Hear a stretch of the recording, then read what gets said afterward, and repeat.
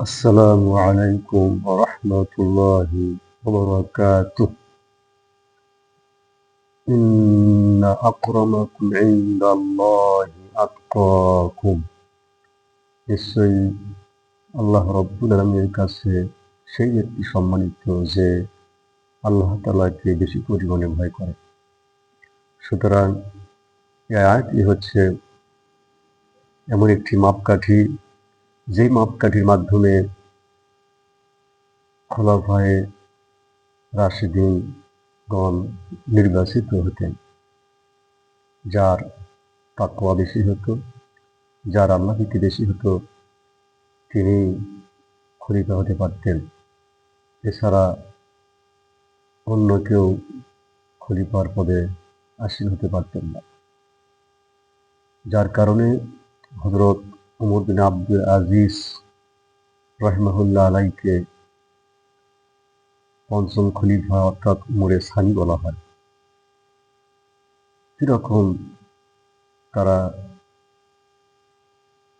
ইনসাফ প্রতিষ্ঠা করে গেছেন যে আল্লাহ ভীতি ছাড়া খলিফা পদে আসীন হতে পারবেন।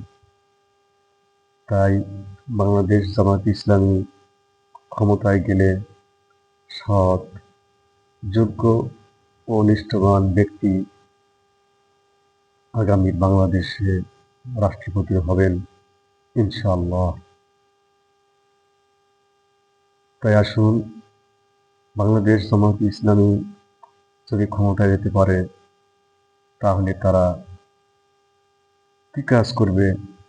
সেই কাজই করবে যে কাজ আল্লাহ রাব্বুল আলামিন সূরাতুল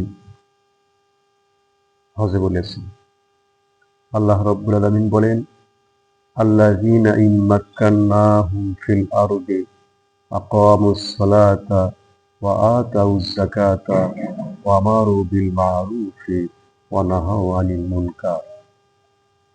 পৃথিবীতে মুসলমানদেরকে ক্ষমতা প্রদান করলে তারা ৪টি দফায় কাজ করবে, নামাজ প্রতিষ্ঠা করবে, যাকাত আদায় করবে, ভালো কাজের আদেশ করবে, অন্যায় কাজ থেকে ফিরাবে। এই ৪টি কাজ বাংলাদেশ জামাত ইসলামী করবে ক্ষমতায় গেলে। তাহলে দেশ কি হবে?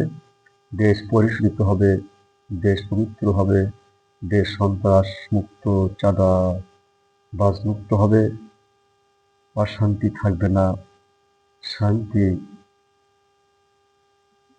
সেখানে বিরাজ করবে।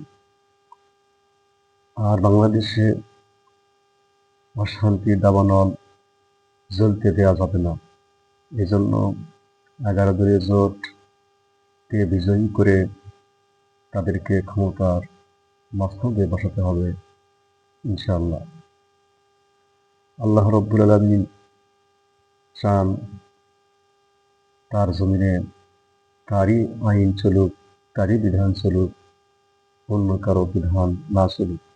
এজন্য আল্লাহ রাব্বুল আলামিন তার হাবিবকে প্রেরণ করেছেন, যে উদ্দেশ্যে তা বলছেন, হুয়াল্লাযী আরসালা রাসূলাহু বিল হুদা ওয়া দীনিল হক লিইয়ুযহিরাহু আলা দ্দীনি কুল্লিহি ওয়া কাফা বিল্লাহি শাহীদা।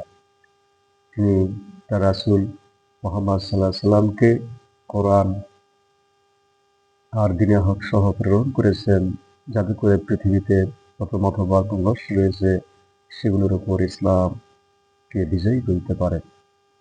তাই আসুন, দল মত নির্বিশেষে ঐক্যবদ্ধ হয়ে আমরা 11 দলীয় জোট তথা বাংলাদেশ জামায়াত ইসলামীকে পার্লামেন্টে পাঠিয়ে দিয়ে আগামীর বাংলাদেশ, কোরআনের বাংলাদেশ গঠন করি। আসসালামু আলাইকুম ওয়া রাহমাতুল্লাহি ওয়া বারাকাতুহু।